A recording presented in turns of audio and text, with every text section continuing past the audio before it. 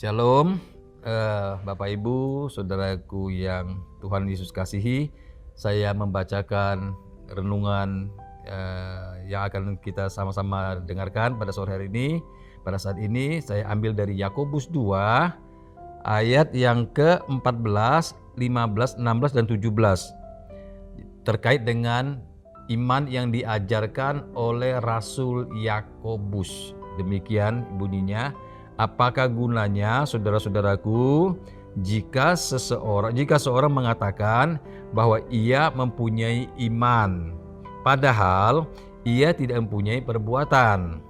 Dapatkah iman itu menyelamatkan dia? 15.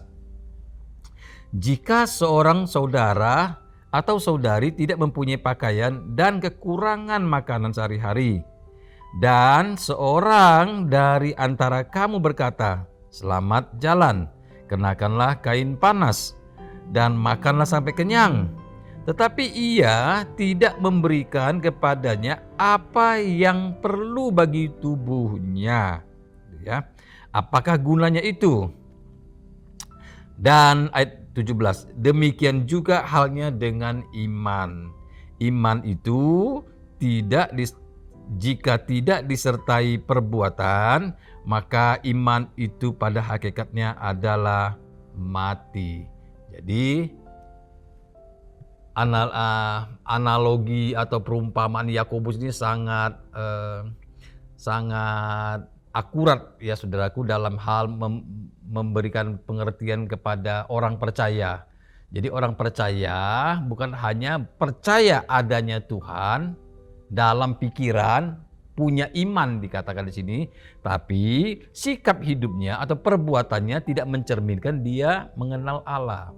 Nah, Yakobus memberikan contoh dalam kehidupan sehari-hari. Apa gunanya kamu berkata kepada kerabatmu, ya, selamat jalan, kenakanlah pakaian panas, makanlah sampai kenyang, tapi dia tidak memberikan apa-apa, hanya ngomong saja. Ini perumpamaan yang sangat akurat bagi saya untuk membuktikan, untuk menyatakan bahwa keterkaitan dengan iman. Jadi iman itu, saudara-saudara, harus disertai dengan perbuatan. Perbuatan apakah itu? Yaitu perbuatan memberikan sesuatu kepada orang lain, itu dalam contoh. Tapi kalau kepada Tuhan kita tidak memberikan sesuatu tentunya ya.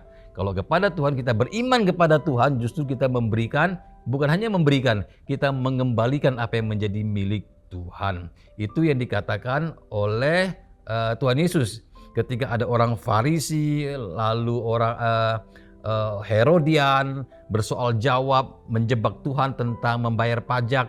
Lalu Tuhan berkata, di mata uang itu, coba perlihatkan mata uangnya. Lalu mereka memperlihatkan kepada Tuhan Yesus sebuah koin. Dan Tuhan berkata, gambar dan tulisan siapakah ini?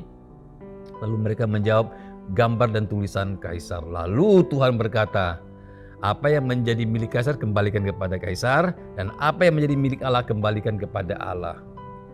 Artinya begini saudaraku, kita ini adalah gambar dan rupa Allah. Jadi manusia kita diciptakan oleh Allah ini bukan hanya kita sekedar percaya Allah lalu mempersembahkan materi kah, tenaga kah, pelayanan kah, hanya seputar pelayanan gereja atau lingkungan gereja, tapi tentu lebih daripada itu saudara yang kasih dalam Tuhan. Jadi menuju kita beriman, ada perbuatan kita adalah kita mengembalikan, ya, kita persembahkan segenap hidup kita kepada Tuhan. Itu yang Tuhan kehendaki dalam hidup kita. Saya mengutip Roma pasal 12 yang disampaikan oleh Rasul Paulus, yaitu persembahkanlah tubuhmu sebagai persembahan yang hidup, yang kudus, dan yang berkenan kepada Allah. Itulah ibadahmu yang sejati. Tuhan memberkati.